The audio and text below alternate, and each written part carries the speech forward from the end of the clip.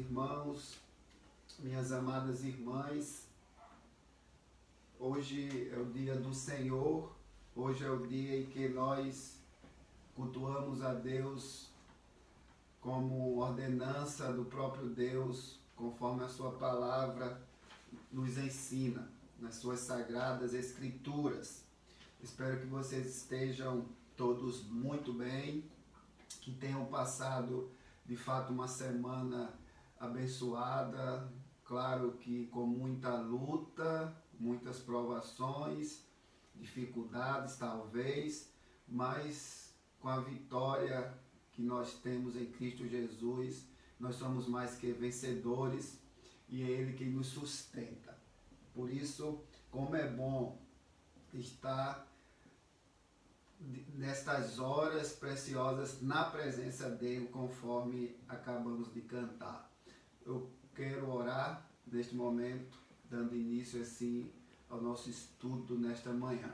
Pai amado, muito obrigado, Senhor, pelo dom da vida eterna. Nós somos gratos e reconhecemos o teu poder, reconhecemos a tua majestade.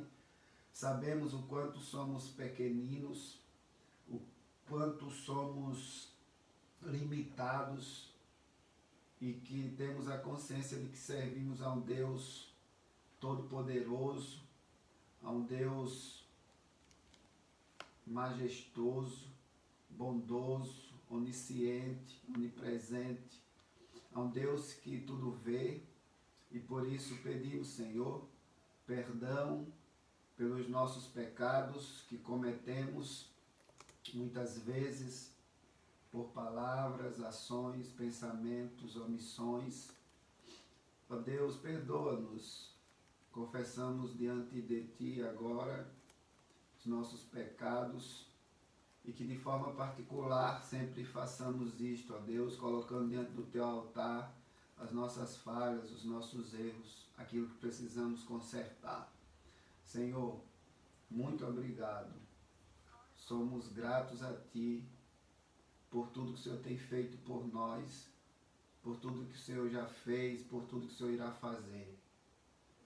E que o Senhor nos dê cada vez mais confiança em Ti, que o Teu Espírito Santo cada vez mais fale ao nosso coração através da Tua Santa Palavra e nos dê convicção de salvação, de vida eterna, que nós a cada dia possamos ter a certeza que iremos morar com o Senhor no novo céu e na nova terra. E que a salvação é por meio de Cristo Jesus, o Teu Filho, Senhor, o Teu Filho amado. E que o Espírito Santo que está conosco nos dê essa certeza, esse convencimento e nos converta de fato, que nos arrependamos e que nós olhemos para o autor e consumador da nossa fé.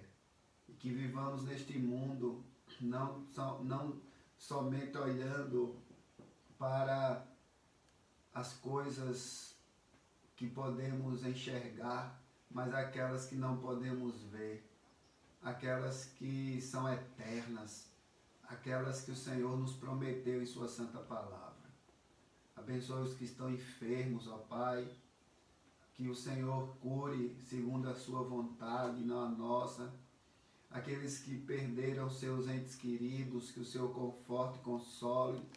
Que haja salvação na vida das famílias que estão nos vendo agora, partilhando e compartilhando deste momento de estudo da Tua Palavra, que não deixa de ser um momento de culto a Ti. Abençoe cada família, cada lar, que neste momento irá ouvir a Tua Palavra. Que haja salvação, que haja de fato conversão. Que o Teu Espírito Santo convença, ó Deus, todos estes que estão precisando de vida eterna. Pois o Senhor nos tirou da morte para a vida, do pecado para a salvação. E nós somos gratos por isso, ó Deus.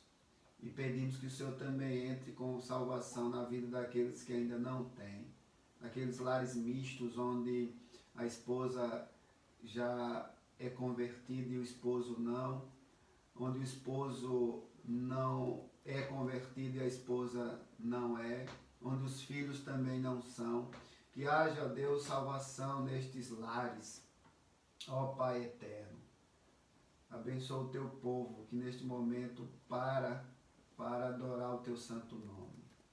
Muito obrigado. Tira de nós toda desatenção, ó Deus, toda perturbação, toda aflição.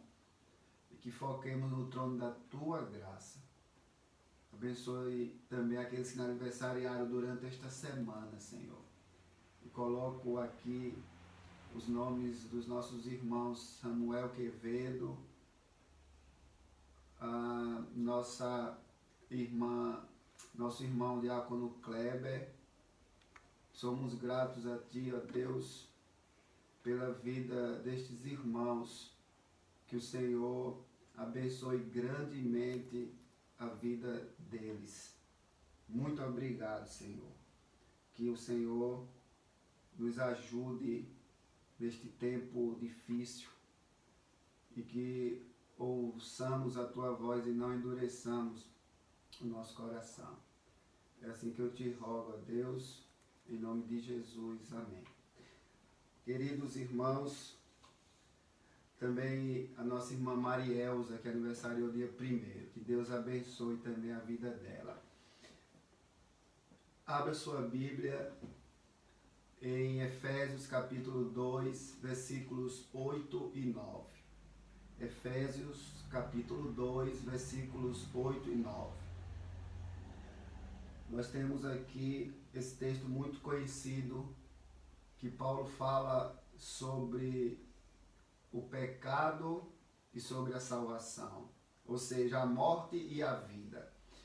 E o texto, estes dois versículos dizem o seguinte: porque pela graça sois salvos, mediante a fé, e isto não vem de vós, é dom de Deus. Não de obras, para que ninguém se glorie. Até aqui, os versos 8 e 9. Foi pela graça que nós fomos salvos. E mediante a fé, e uma fé em Cristo Jesus. Não é uma fé em qualquer coisa, em qualquer pessoa. É uma fé em um único Deus, em um único Senhor, em um único Salvador. Lembre-se, nem todo caminho leva a Deus. Só existe um Deus. Nem todas as religiões, na verdade, não servem ao mesmo Deus. Isto é conversa fiada quando a pessoa diz assim: nós servimos ao mesmo Deus.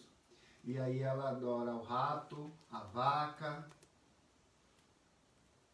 a seres que a palavra de Deus de fato condena.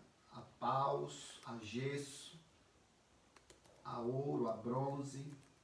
Então, não é verdade que todo caminho leva a Deus e não é verdade que todos servem ao mesmo Deus. Queridos, é pela graça, um favor imerecido que nós chegamos a ser salvos. Isso não vem de nós mesmos. Isto vem tão somente como um presente de Deus. E quem é que merece esse presente? Ninguém. Ninguém é merecedor disso. Apenas aquele que ele escolheu.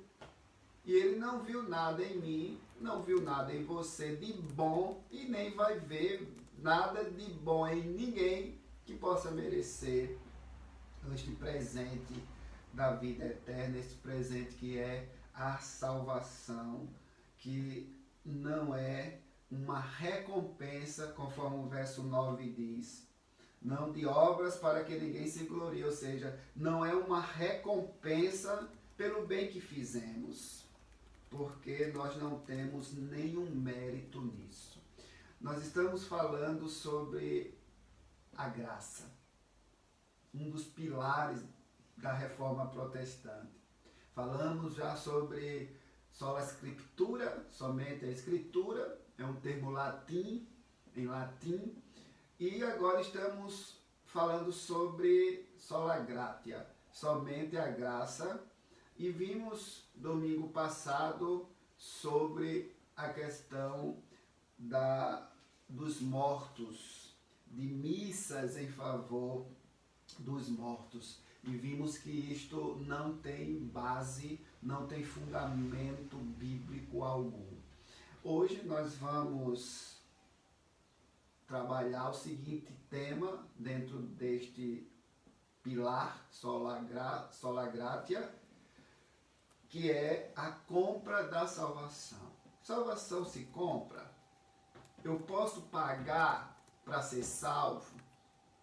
O que é que eu tenho que fazer para ser salvo?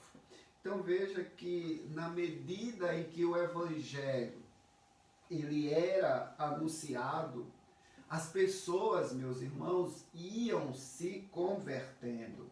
Elas iam sendo discipuladas, elas iam sendo batizadas.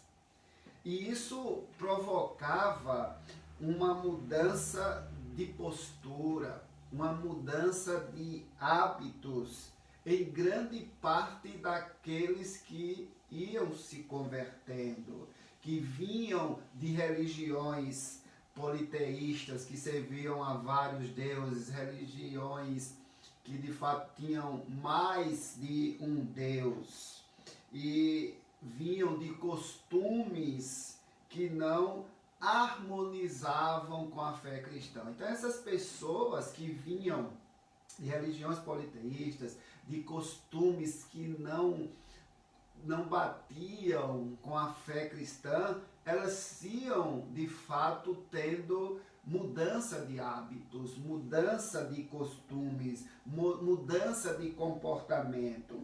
É claro, queridos irmãos, que nós não devemos esperar que os crentes eles parem de pecar. Não podemos esperar isto, que eles parem de cometer pecados depois que eles são batizados. Isto é uma mentira, você dizer que não peca mais depois que você foi batizado, depois que você fez sua pública profissão de fé. Porque o próprio Evangelho, a própria palavra de Deus, ela nos ensina em 1 João, capítulo 1, versículos ali 8, 9, 10, se dissermos que não temos pecado nenhum, nós somos mentirosos, porque todos nós pecamos. Então, os próprios apóstolos, eles haviam ensinado isso de forma muito clara. E eu convido você a abrir sua Bíblia em Tiago, capítulo 3, versículo 2. Tiago, capítulo 3, versículo 2. E o texto aqui de Tiago, ele está falando justamente de que todos nós cometemos erros. E ele fala da importância de nós dominarmos este órgão tão pequeno que é a língua. Então, Tiago está falando aqui do domínio da língua e que todos nós cometemos erros. E se alguém pode dominar a sua língua, este alguém prova que tem um perfeito domínio sobre si próprio, sobre seu corpo, sobre tudo mais, sobre todo o restante. Então, veja, meus queridos irmãos, o texto também que eu citei, de 1 João, capítulo 1, especialmente o verso 8, que ele nos diz justamente isso: se dissermos que não temos pecado, que não temos cometido pecado, nós estamos mentindo, ou seja, nós estamos enganando a nós mesmos. E enganando a nós mesmos, estamos também recusando a aceitar a verdade. Quando ele diz que a verdade não está em nós, isto significa que estamos recusando a verdade. E a verdade é Cristo, a verdade é a sua palavra. É nela que nós encontramos a verdade, num mundo cheio de relativismo, num mundo cheio de verdades, onde não existe uma verdade absoluta neste mundo pós-moderno. Então veja que os próprios apóstolos, eles nos ensinaram sobre a questão do pecado. Todos nós cometemos pecados, mas, queridos, não é pelo fato de cometermos pecados que nós cristãos iremos sempre alimentar a esperança que os novos convertidos, eles não possam se abster de pecados. Então, no entanto, na Idade Média, nós podemos observar que, com o passar do tempo, devido a essa questão do pecado, pecados graves, pecados leves, nós devemos procurar santidade. E na Idade Média, com o passar do tempo, surgiu a necessidade de distinguir entre pecados maiores, que são os pecados ditos mortais, e os pecados menores, os veniais, que eles chamam assim, veniais. Veniais vem do latim, que significa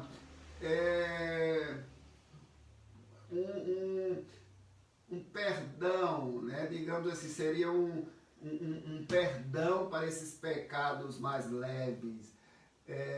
Vem daquela expressão, acho que você já ouviu no meio do direito, né? Da advocacia, data venia, né? Venial, data venia, todo respeito, né? Com toda a consideração, me perdoe e tal. Então, é mais ou menos nesse sentido, veniais, né? De que pode perdoar, de que pode ser perdoado. Então, veja que isso foi gradualmente colocado em prática. Foi feita essa distinção ao longo do tempo entre pecados maiores, que são ditos como os mortais, e os menores, os veniais, aqueles que podem ser perdoados, né? Que podem ser de fato perdoados. Então veja que nesta primeira categoria de pecados maiores ou mortais, nós temos, e que são graves, né? Nós temos as consequências sociais mais marcantes, que são na classificação destes pecados mortais ou maiores: o assassinato, o roubo, o adultério, o infanticídio, o envenenamento, a apostasia, a idolatria, a feitiçaria e assim por diante. E na categoria daqueles pecados menores, os veniais, estavam inseridos aqueles que são considerados menos graves, como o falso testemunho, o rancor, a ira, as rixas, as fraudes, difamação, pequenas desonestidades nos negócios. Então veja que essa divisão, claro, ela é muito subjetiva e ela é também arbitrária, totalmente arbitrária, e não tem de fato o menor embasamento bíblico.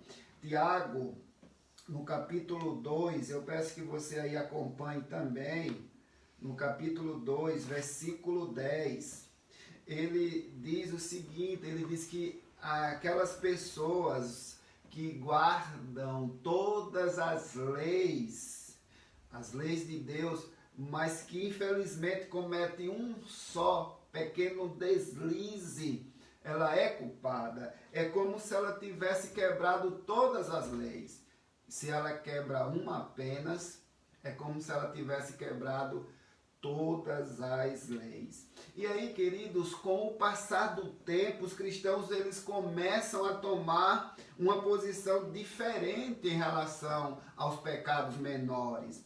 E havia uma crença geral que era a seguinte diante dos pecados menores, que eles mesmos podiam expiar os seus pecados, tomando assim algumas atitudes, enquanto que o sacrifício de Cristo ficava reservado apenas para os pecados maiores, os pecados mortais. Você entendeu que no decorrer da evolução ali na Idade Média, eles foram fazendo essa divisão, onde os pecados leves, ditos menores ou veniais, aqueles que podem ser perdoados, eles mesmos podiam expiar, podiam fazer com que eles mesmos se perdoassem daqueles tais pecados. E Jesus Cristo agora fica reservado apenas para os maiores, como se Jesus Cristo, a sua morte, a sua vida, a sua ressurreição, não fosse suficientes para também expiar esses pecados. Então veja que absurdo, meus queridos irmãos, o perigo de quando as pessoas se distanciam da verdade, se distanciam da palavra. E embora esses pecados menores eles fossem assim inevitáveis, o crente, em contraste com aquele que não era crente, com aquele incrédulo, tinha a vantagem de ser membro de uma igreja e poder apagar pessoalmente esses pecados, recebendo de forma penitente, de forma paciente até, a punição estabelecida para eles mesmos, por meio de uma confissão pública ou por meio de uma confissão particular ou pela prática de boas obras como jejuns, esmolas e orações. Então veja que absurdo, que não procede, não tem fundamento bíblico algum, esses pecados ditos menores ou veniais, eu mesmo vou expurgá-los, vou expiá-los, não preciso de Jesus Cristo para isso, vou pagar com confissão pública, ou com confissão particular, ou por obras, pela prática de boas obras, vou jejuar, vou dar esmolas, vou fazer orações. Então veja que isso deu origem às doutrinas católicas romanas, e essas doutrinas são justamente as doutrinas da penitência e da confissão auricular. Queridos, depois disso, imediatamente depois disso, que os pecados confessados ali eram eles confessados aos sacerdotes, e estes sacerdotes pronunciavam ali o perdão para aquele que estava se confessando, tinha que impor a estes uma penitência proporcional à severidade dos pecados confessados, e podia ser orações ou algumas boas obras, para que estes confessantes eles ficassem livres internamente do poder do pecado. Veja que absurdo, ninguém está livre do poder do pecado a não ser por meio de Jesus Cristo, que nos justificou, que nos pagou este preço. Então veja que como as pessoas ali, elas se confessavam e elas continuavam cometendo pecados ao longo da vida. E as penitências, queridos, via de regra, não podiam ser completamente cumpridas nesta vida. E aí sabe o que acontecia? Ficava um déficit que deveria ser pago no porvir, por meio do sofrimento no purgatório. Então veja que uma forma muito fácil e mais fácil, digamos assim, de a pessoa cumprir total ou parcialmente suas penitências.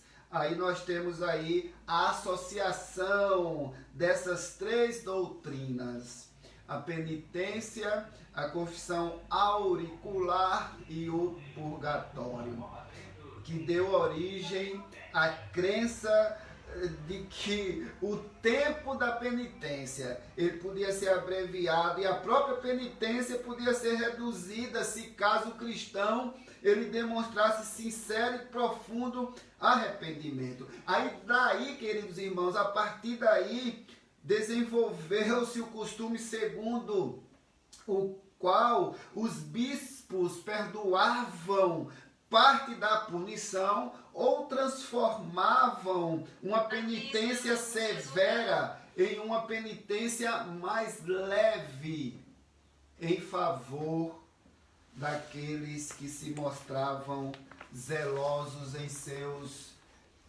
seus exercícios.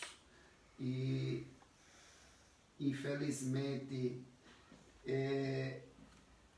eles tinham essa prática de mostrar-se zelosos em seus exercícios assim penitenciais. Veja que absurdo é este. Veja que a partir do século XI, esse relaxamento de penitência assumiu a forma de que toda pessoa que cumprisse esta condição, esta pessoa, ela seria perdoada de seus pecados e seria reduzido assim a penitência ou até eliminaria a penitência.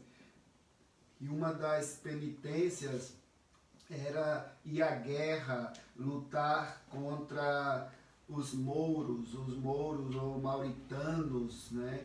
Eram um povo originário do norte de África e que invadiram ali a Península Ibérica na Idade Média. Então, que são nomeados também como povo marroquino, na Argélia, enfim. Então, veja que havia isso, essa condição de ir à guerra, lutar contra os mouros e também numa cruzada e pagar para que alguém fizesse isso em seu lugar, por exemplo. Então, veja que temos aqui a compra da salvação.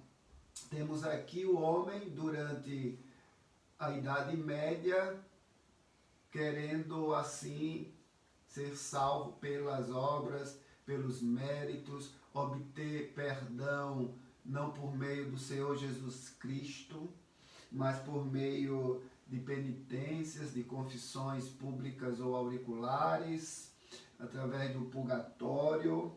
E aí você observa dessa época em diante, com a cooperação inclusive do papado, as indulgências se tornando essenciais, se tornando numerosas, que foram até mais elaboradas, se tornaram de fato importante fonte de renda. Indulgência significa perdão, é o ser perdoado, é o dar o perdão.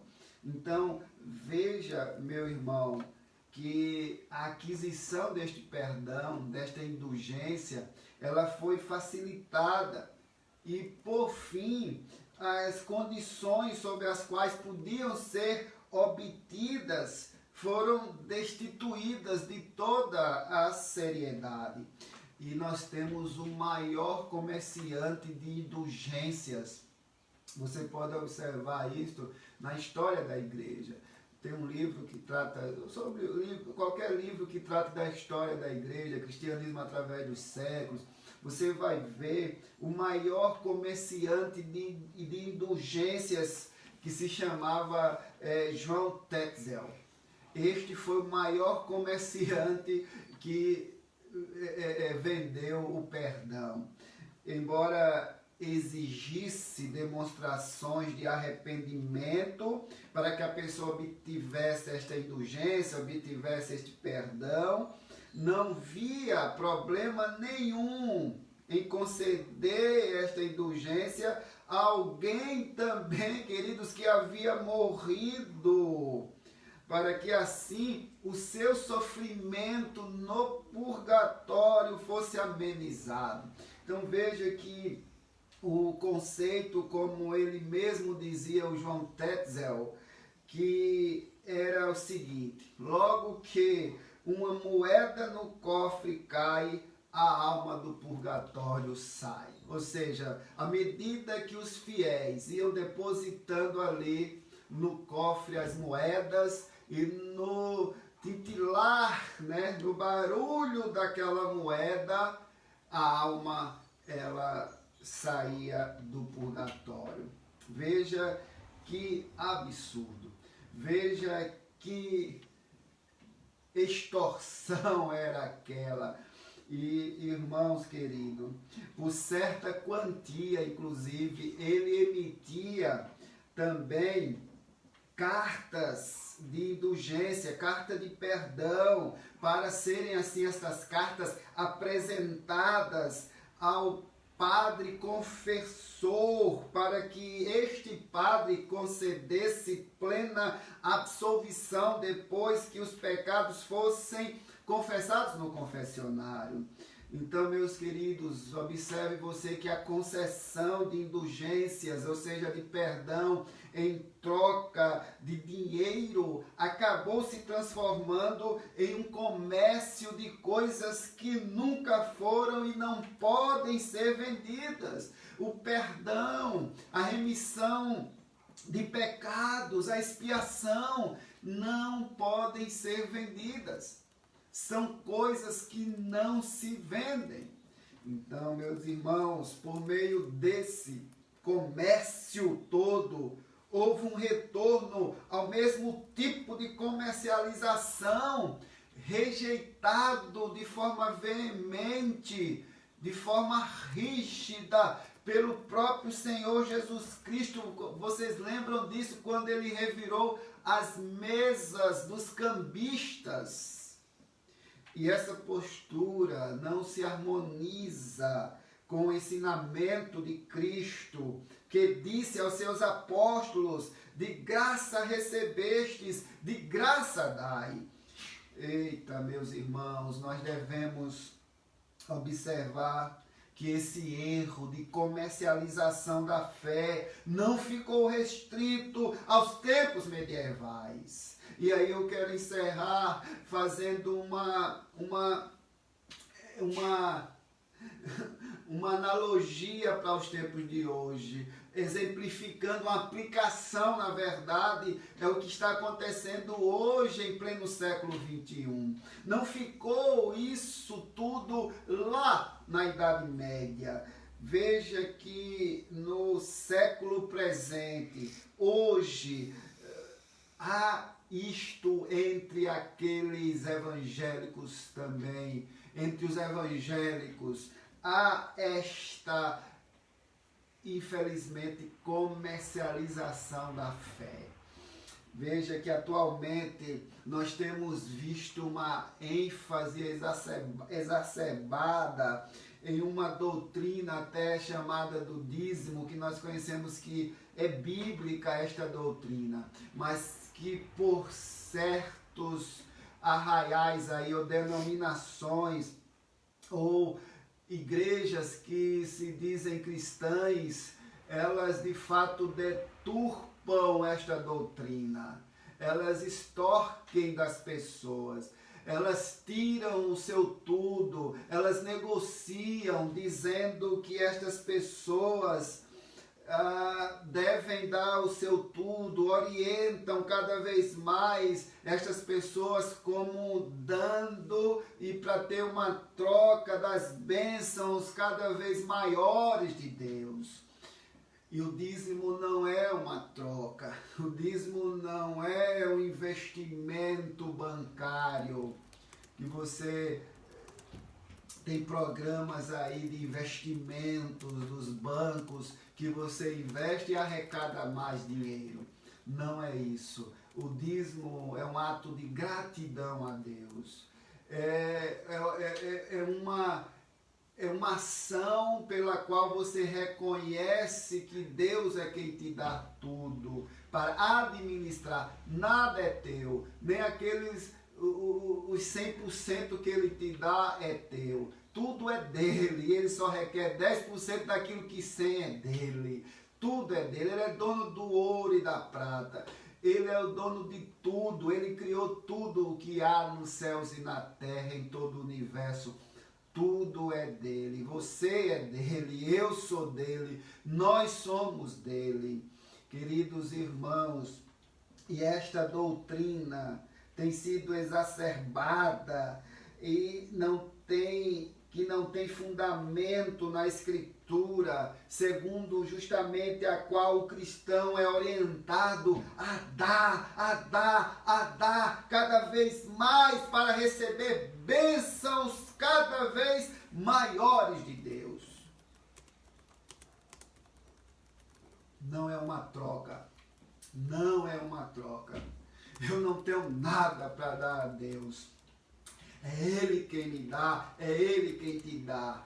Por isso, meus irmãos, os católicos medievais, eles vendiam o perdão.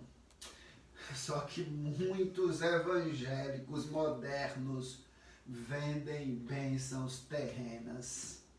Infelizmente, é um absurdo e é triste de você observar em certos arraiais que se autodenominam evangélicos querer extorquir as pessoas, fazer uma troca, uma barganha com Deus, onde você dá para poder receber, onde você investe o seu tudo, onde parece que só oferece essas bênçãos terrenas e não falam de salvação, onde dizem que se você não dizimar, você não vai entrar no reino dos céus, não vai ser salvo, porque quem não dizima está roubando do Senhor, logo quem rouba do Senhor é ladrão, logo os ladrões não entram no reino de Deus.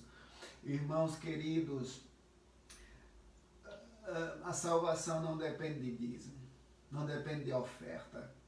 A salvação não se compra, a salvação não se vende, a salvação é de forma gratuita, ela é de fato bênção de Deus, ela é presente de Deus. Não adianta eu fazer obras, jejuns, orações, pagar. Se fosse assim, o homem mais rico do mundo, o homem mais bilionário do mundo já estaria salvo. É só ele comprar a salvação. Meu irmão, minha irmã, infelizmente, tanto a Igreja Católica Medieval quanto hoje os evangélicos que têm estas mesmas práticas, comercializando a fé, vendendo salvação, enganando os fiéis. Apesar dessa diferença, o princípio é o mesmo. Os católicos medievais vendendo perdão e os evangélicos modernos vendendo bênçãos terrenas. Veja que um está focado no perdão, outro focado nas bênçãos terrenas. O princípio é a mesma coisa. Benefícios concedidos por Deus em troca de dinheiro dado à igreja. A ambos os grupos, a teologia reformada, ela afirma somente a graça. Para ambos os grupos. Não importa. Benefícios concedidos por Deus em troca de dinheiro dado à igreja. A teologia reformada grita: sola gratia, somente a graça. Que Deus te abençoe, meu irmão, em nome de Jesus. No próximo domingo, nós iremos para a terceira parte do Sola Gratia, que é a oposição à doutrina dos méritos. Que Deus abençoe sua vida. Eu gostaria de louvar a Deus com vocês. E eu gostaria que vocês cantassem aí no seu lar. Deus enviou o seu Filho amado. Deus enviou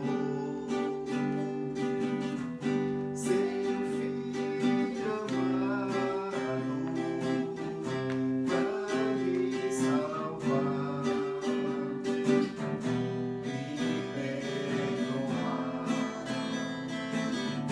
Na cruz morreu por meus pecados, mas ressurgiu e vivo com o Pai está, porque Ele vive, posso crer no amanhã, porque Ele vive, temor não há.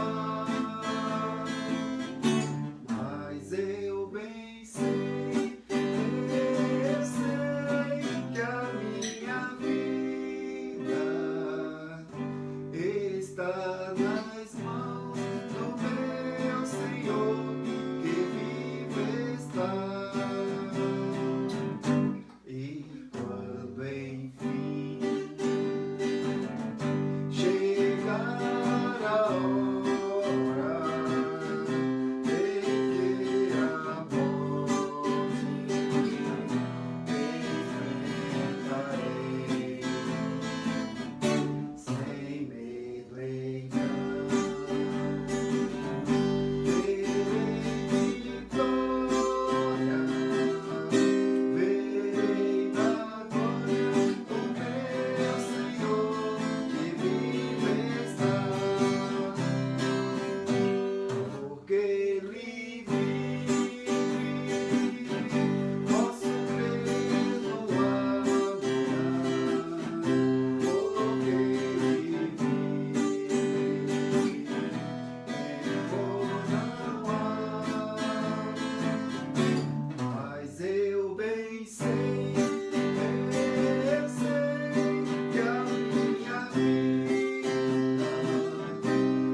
está nas mãos do meu Senhor, quem vive está,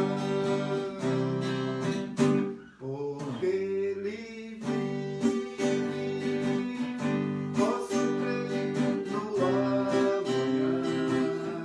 porque Ele vive,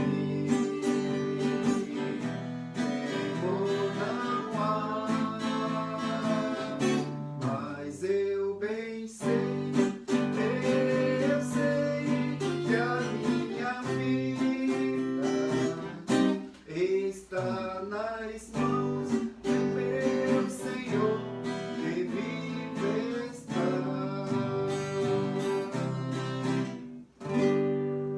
Amém, queridos. Lembre-se disso.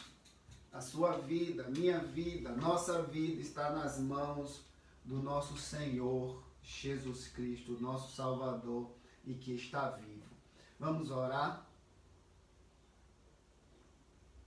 Pai amado, muito obrigado, Senhor, por este estudo, que tenha ficado claro na nossa mente, no nosso coração, que a salvação não se vende, não se compra, é um presente de Deus, é um presente do Pai, ao enviar o seu Filho amado Jesus Cristo para nos salvar, para nos perdoar, para nos tirar do pecado para a salvação, para nos tirar da morte para a vida, porque estávamos mortos, mas agora estamos vivos por intermédio daquele que vive eternamente, daquele que está à direita de Deus Pai Todo-Poderoso.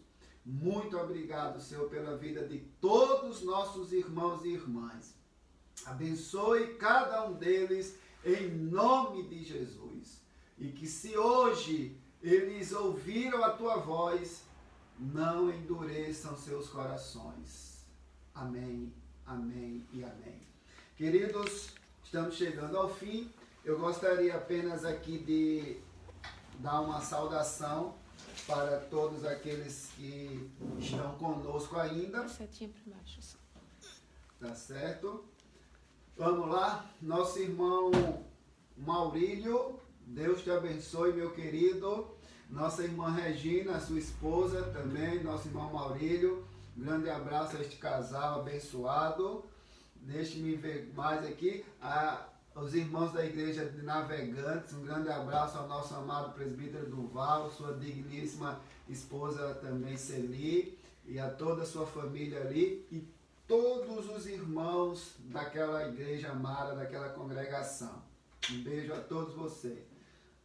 Também temos que a nossa irmã Terezinha, que ela aniversariou, acho que a semana passada, né, irmã Terezinha, a mãe do nosso irmão seminarista Guilherme. Deus te abençoe, minha amada irmã Terezinha, da igreja lá da congregação de Navegantes. A Márcia Amorim, Deus te abençoe, Márcia, um grande abraço. A Márcia Amorim, acredito que seja a nora, acho que é a sogra do Adelar, né, que esteve conosco, não sei, ou é a Márcia de Nova Trento. Me tira essa dúvida aí, Andresa, por favor, se é a Amorim, a sua mãe, tá certo? Deixe-me ver mais aqui. Nossos irmãos ali, Márcio, Lidiane e Samuel. Deus abençoe vocês, tá bom? Um grande abraço, estão aí conosco também. Nossa irmã Raquel Amaral, Deus te abençoe grandemente. Nossa irmã Celi, Deus abençoe. E está aqui até dizendo aqui que dava para gravar um CD, né? Eu e o Duval em parceria. Uma dupla. A dupla, né? A dupla evangélica. Canário e Canarinho. A Márcia Borges, Deus abençoe. Márcia também. Nossa irmã Márcia, Diácono Marcos, a irmã Terezinha aí, a irmã Tereza, a sogra da Márcia. Oremos pela vida dela, pela saúde dela. Eu peço que os irmãos continuem orando, tá bom? Pela sogra da Márcia, a mãe do Diácono Marcos. Brenda da Rocha. Brenda é a esposa do Jonatas. Muito bem. Deus abençoe, Brenda. Um grande abraço ao seu esposo também, Diácono Jonatas, e seu filhão também. Temos também a Letícia, o Eduardo, o Antônio, então a família toda aí. Deus continue abençoando vocês. Presbítero Carlindo também, está dando um bom dia a todos aqui. Bom dia, meu amado irmão Carlindo, a sua esposa Celi, seus filhos Gustavo e Renan. Um grande abraço a todos vocês. Deixe-me ver. Nossa irmã Senilde também, bom dia. Ela está dando bom dia aqui. Um grande abraço, irmã Senilde, ao Valdeci. Um grande abraço em vocês aí, tá bom? A nossa irmã Caterine também. Salvação pela graça de Deus. É isso aí, Caterine. Ao Antônio também, seu esposo. Um grande abraço.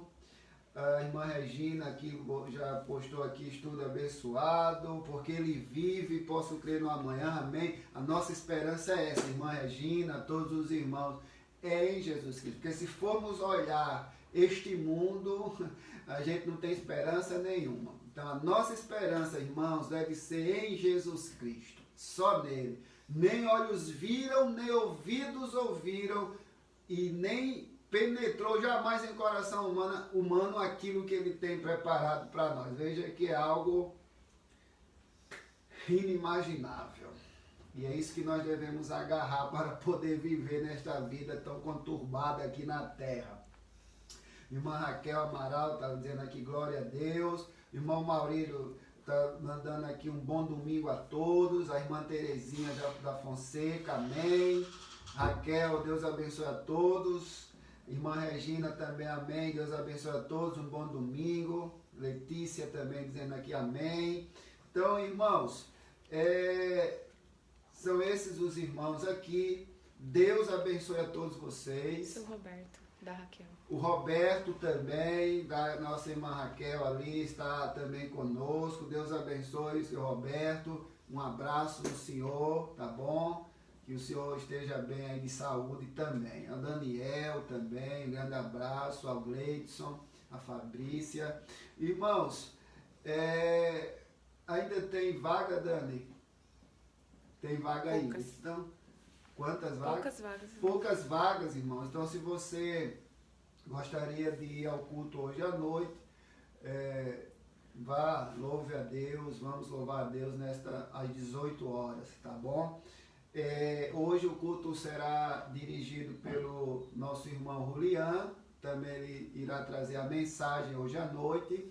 Eu estarei em Indaial, irei para a congregação de Indaial, como presidente do presbitério, acompanhando ali o conselho da igreja de Itajaí, junto com o pastor Edmar e alguns presbíteros, que aquele campo ali de Indaial, ele passa agora, desde 1º de julho, passou a ser congregação da primeira de Itajaí. Então nós temos agora a igreja de Itajaí, mais uma congregação, Brusque, Navegantes, Balneário Camboriú, Pissarras e agora Indaial. Peço que os irmãos orem por todas as nossas congregações, para que em breve nós possamos assim passar a igreja, tanto Brusque, Balneário Camboriú já estava agendado para o dia 26 de maio passar a igreja, só que devido a essa pandemia foi adiada, mas é uma igreja que está aí já na agulha para se tornar igreja. Oremos pela congregação do Balneário Camboriú, pelo pastor Felipe ali, toda a sua família. Então, a ideia é essa, irmão. Nós também aqui de Brusque organizarmos em igreja ano que vem. Peço que os irmãos orem. E desde já peço que os irmãos também contribuam, aqueles irmãos que gostariam de ofertar para a construção. Continuem também os irmãos fiéis nos dízimos e nas ofertas, tá certo?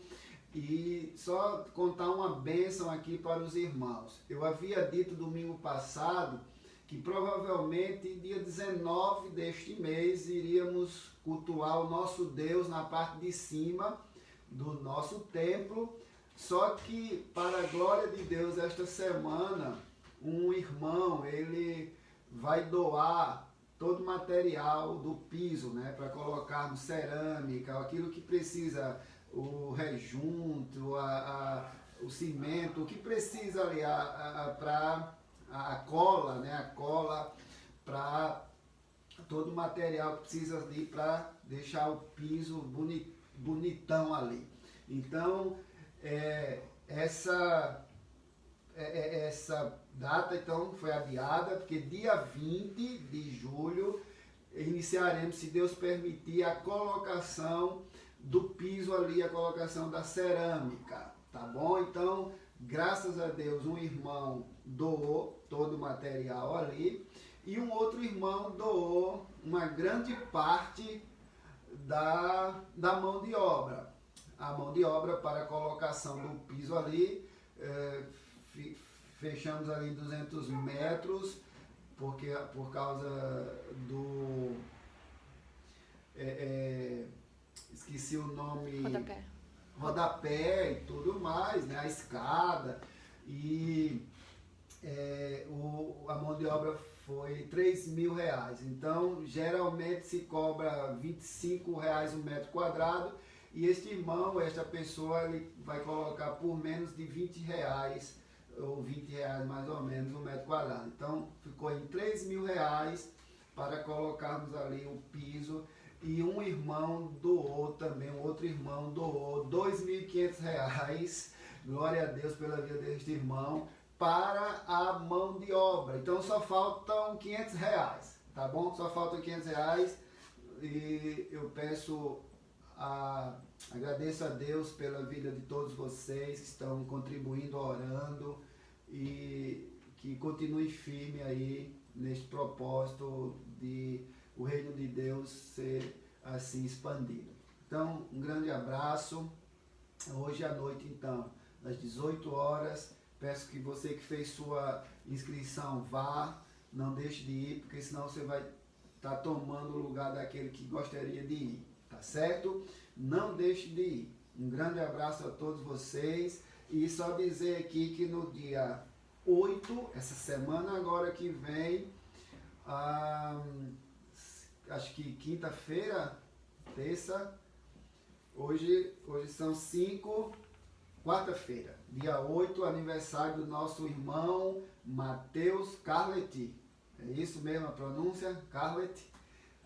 O filhão aí da nossa irmã Leia e nosso irmãozão aí Rodrigo. Deus abençoe Leia, Deus abençoe Rodrigo pelo filhão Mateus, que completará mais um ano de vida no dia 8, quarta-feira.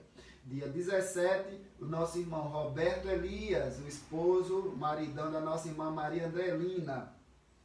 E dia 24, nossa irmã Vanessa Outeiro, a filha dos irmãos Valdeci e Senilde, a esposa do nosso irmão Jonatas. Irmãos, eu fico por aqui. Dia 11 também temos aí data de aniversário de casamento da Ionara e do Wellington, né? 11 anos de casados. E também do Carlindo e da Celino, dia 27 de julho, desde 1991, 29 anos então, né? 29 anos de casados. Que bênção, hein? Deus abençoe vocês. Até terça-feira, se Deus quiser. E hoje à noite, hein, irmãos, 18 horas, fiquem atentos. Vão, aqueles que se inscreveram, vão lá no templo cultuar a Deus e também será transmitido. Um grande abraço a todos vocês, minha sogra amada, Deus abençoe minha mãe, meus irmãos, meu pai. Deus abençoe a todos vocês, em nome de Jesus.